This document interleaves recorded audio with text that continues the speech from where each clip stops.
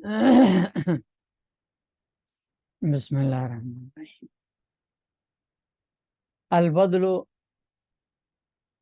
تابع مقصود بما نسب الی المطبوع دونہ۔ یہاں سے آج ہمارا سبق ہوگا مصنف رحمۃ اللہ علیہ توابع میں سے چوتھے تابع بدل کو یہاں سے بیان فرما رہے ہیں۔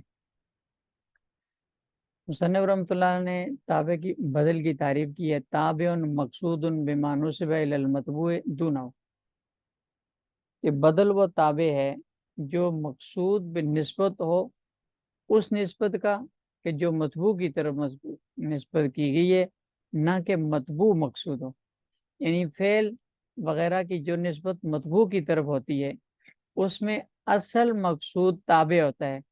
مطبوع کا ذکر صرف بطور تمہید کے کیا جاتا ہے، ورنہ اصل نسبت مطبوع کی طرف نہیں ہوتی بلکہ تابع کی طرف ہوتی ہے۔ جانی زید اخوک، آیا میرے پاس زید جو آپ کا بھائی ہے، اس میں اصل میں کہنا چاہتے ہیں جانی اخو کا، لیکن اس کے تعین کے لیے زیدن کہہ دیا، تو یہ اصل نسبت اخو کی طرف ہے۔ تابع مقصود وہ تابع ہے جو مقصود ہو بما اس چیز کے ساتھ نسب الی المطبوع جو مطبوع کی طرف مقصود منسوب کی گئی ہے، دونہ نہ کہ مطبوع۔ وہ بدل الکل والبعض والاجتمال والغلط ہے۔ مصنف رحمۃ اللہ فرماتے ہیں کہ بدل کی چار قسمیں: بدل کل من الکل، بدل البعض من الکل، بدل الاجتمال اور بدل الغلط، یہ چار قسمیں ہیں۔ بدل کل وہ بدل ہوتا ہے جس میں مبدل من بدل اپنے مبدل منوں کا عین ہو، جیسے جانی زید اخو کا، اس میں زید اور اخو کا دونوں ایک ہی چیزیں۔ اور بدل البعض وہ بدل ہوتا ہے کہ جس میں بدل اپنے مبدل منوں کا جز ہو، کل مبدل منوں کل ہو، بدل اس کا جز ہو، جیسے ضرب زید راسہ، اب راس یہ زید کا ایک جز ہے۔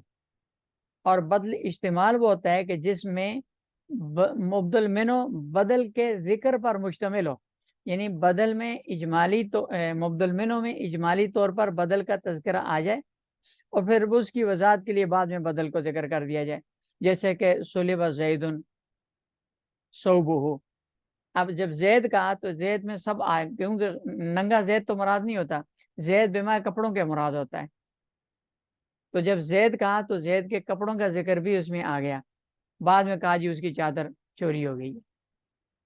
تو بدل استعمال وہ ہوتا ہے کہ جس میں بدل مبدل منو اپنے بدل کے ذکر پر مشتمل ہو، کسی نہ کسی صورت میں کوئی تھوڑا سا تذکرہ اس میں آ جائے۔ اور چوتھی قسم وہ ہے جس میں جو بدل غلط ہے۔ بدل غلط اس کو کہتے ہیں کہ متکلم نے غلطی کی وجہ سے، سبقت لسانی کی وجہ سے بھول کر کسی چیز کا تذکرہ کر دیا، حالانکہ اس چیز کو بیان کرنا مقصود نہیں تھا، تو بعد میں اصل چیز کا ذکر کر دیا۔ جیسے مثلا وہ کہنا چاہتا تھا جی جا زیدن، لیکن اس کی زبان سے نکلا جا خمارن، بعد میں کہتے ہیں زیدن، تو جا زیدن حمارن، تو یہ حمار کا لفظ یہ بدلے غلط ہے۔ فالاول مدلول مدلول الاول، مصنف رحمۃ اللہ فرماتے ہیں کہ بدل کل میں جو خارج میں مدلول اور مصداق بدل کا ہوتا ہے وہی مطبوع کا بھی ہوتا ہے، جیسے زید اور اخ، جو خارج میں اخ ہے وہ زید ہے، جو زید ہے وہ اخ ہے۔ وسانی اور دوسری قسم بدل بعض جز، بدل مبدل منوں کا جز ہوتا ہے، جیسے سر زید کا جز ہے۔ والثالث بین و بین الاول ملابسۃ بغیرہما، تیسرا جو قسم بدل ہے بدل استعمال، اس میں مبدل منو اور بدل کے درمیان جو مناسبت ہوتی ہے وہ کل جز والی مناسبت نہیں ہوتی، ان کے علاوہ کوئی اور مناسبت ہوتی ہے، ملکیت کی مناسبت ہوتی ہے، مثال کے طور پر جیسے زید اور کپڑوں کے درمیان مناسبت ہے ملکیت کی۔ ہاں، یا رہنے کی مناسبت ہوتی ہے، جیسے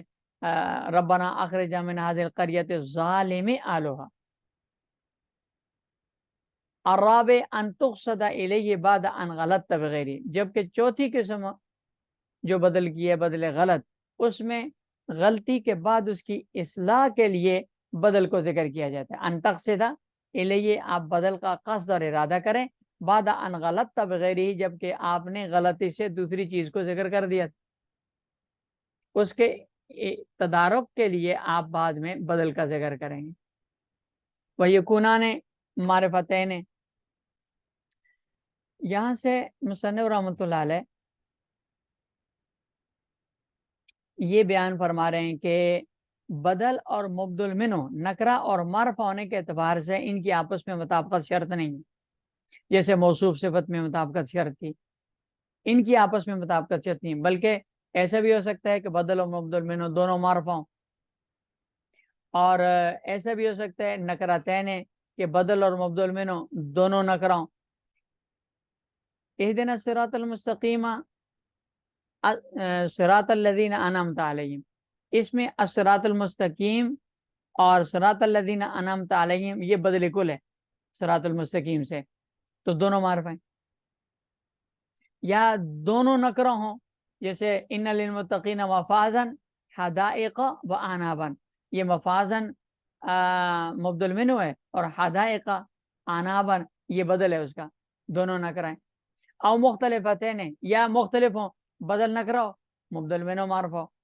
یا بدل معرفہ ہو مبدل منہ نکرہ ہو.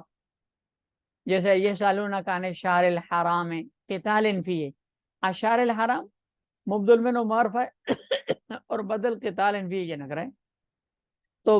بدل اور مبدل منہ کا معرفہ اور نکرہ ہونے میں آپس میں مطابقت شرط نہیں. وَإِذَا كَانَ نَكْرَةً مِنْ مَعْرِفَةٍ، مصنف رحمۃ اللہ فرماتے ہیں کہ اگر بدل نکرہ ہو اور مبدل منہ معرفہ ہو، تو پھر اس میں بدل کے لیے ضروری ہے کہ اس کی ساتھ صفت ذکر کی جائے، اس لیے کہ بدل میں چونکہ مقصود بدل ہوتا ہے، مبدل منہ کا ذکر بطور تمہید کے ہوتا ہے. تو اگر مبدل منہ معرفہ ہوا، بدل نکرہ ہوا، تو معرفہ درجے میں نکرہ سے اعلیٰ ہوتا ہے، تو بدل سے مبدل منہ کا درجہ بڑھ جائے گا، اس لیے برابری کے لیے اس کی صفت لائی جاتی ہے تاکہ درجہ دونوں کا برابر ہو جائے. جیسے لنسفعا بالناصیۃ، ناصیۃ کاذبۃ خاطئۃ، یہاں الناصیہ بدل ہے مبدل منہ ہے، اور ناصیۃ بدل ہے نکرہ ہے، مبدل منہ معرفہ ہے، تو اس کی صفت کاذبۃ خاطئۃ لائی. وَإِذَا كَانَ نَكْرَةً، جب بدل نکرہ ہو معرفہ سے، مبدل منہ معرفہ ہو، تو فنا تو واجب، یعنی صفت لانا واجب ہے، جیسے ناصیۃ کاذبۃ. وَيَكُونَانِ ظَاہِرَيْنِ، بدل اور مبدل منہ دونوں اس میں ظاہر بھی ہو سکتے ہیں، جانی زید اخوہ کا، جیسے نیچے مثال لکھی ہوئی، دونوں اس میں ظاہر ہیں. دونوں ضمیر بھی ہو سکتے ہیں، کمتا انتا، اس میں کمتا میں تا ضمیر مبدل منہ ہے، انتا اس کا بدل ہے. اور مختلفتین، تیسری صورت کہ دونوں مختلفین میں دو صورتیں، بدل اور مبدل منہ دونوں مختلف ہوں. اس میں دو صورتیں کہ مبدل منہ اس میں ظاہر ہو اور بدل نکرہ ہو، وہ کیا کہتے ہیں ضمیر ہو. اور تیسری صورت یہ ہے کہ دوسری صورت کہ بدل کیا ہو معرفہ ہو اور مبدل منہ نکرہ ہو، یہ دونوں صورتیں بھی جائز. لیکن اگر مبدل منہ ضمیر ہو اور بدل اس میں ظاہر ہو، تو اس میں اگر بدل کل ہے تو پھر اس کے لیے ضروری ہے کہ ضمیر غائب کی ہو، اس لیے کہ جب مبدل منہ عام ضمیر ہوگی حاضر کی یا متکلم کی اگر ضمیر ہوگی تو اس کا درجہ اوپر ہے، کیونکہ تمام آپ نے پیچھے پڑھا ہے کہ معارف میں سے سب سے بڑا معرفہ ضمیر ہے، اور ضمیر میں بھی سب سے زیادہ معرفہ متکلم کی ضمیر ہوتی ہے، پھر اس کے بعد درجہ آتا ہے مخاطب کا، پھر اس کے بعد درجہ آتا ہے غائب کا آتا ہے، اور ضمیر کے بعد پھر اعلام جو ہوتے ہیں ان کا درجہ آتا ہے. تو اگر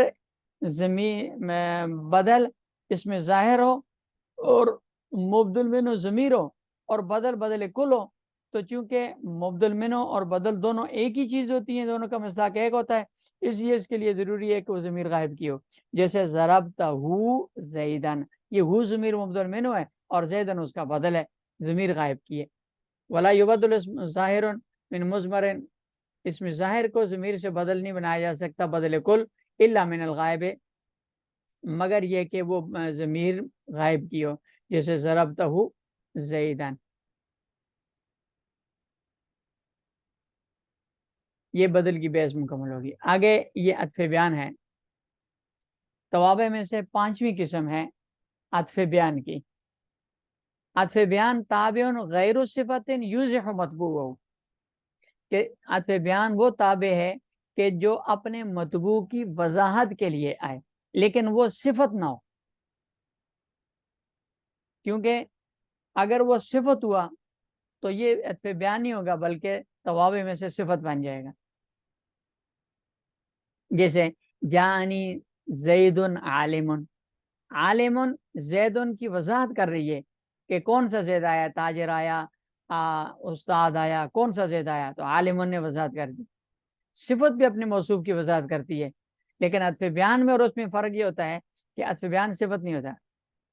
جب کہ وہ صفت ہوتی ہے، موصوف صفت ہوتے ہیں، اور یہ عطف بیان صفت نہیں ہوتا. تابعن یہ ایسا تابع ہے غیر و صفت، جو صفت تو نہیں ہوتا لیکن یوضح مطبوعہ اپنے مطبوع کی وضاحت کرتا ہے. جیسے اقسم باللہ ابو حفص عمر، قسم اٹھائی اللہ کے نام کی ابو حفص نے جو کہ عمر ہے. اب ابو حفص یہ مبین ہے اور عمر عطف بیان ہے، اور عمر ابو حفص کی صفت نہیں، لیکن ابو حفص کی وضاحت کر رہا ہے کہ یہ ابو حفص وہ ہیں جو حضرت عمر ہیں. وَفَصْلُ مِنَ الْبَدْلِ لَفْظًا فِي مِثْلِ أَنَا ابْنُ الطارق البکری بشر، یہ اس میں بدل میں اور عطف بیان میں فرق بیان ذکر فرما رہے ہیں. عطف بیان اور بدل میں صرف لفظی فرق مصنف نے ذکر کیا ہے، کیونکہ معنوی فرق تو پیچھے عطف بیان کی اس میں بدل کی تعریف میں آ گیا کہ بدل میں مقصود بدل ہوتا ہے، مبدل میں مقصود نہیں ہوتا، جبکہ عطف بیان میں دونوں چیزیں مقصود ہوتی ہیں. لیکن معنوی طور پر لفظی طور پر یہ فرق ہے جو یہاں انہوں نے بیان کیا ہے کہ یہ لفظ اس میں عطف بیان اور بدل میں فرق ہے. وہ یہ کہ انا ابن الطارق البکری بشرن، اس میں دیکھیں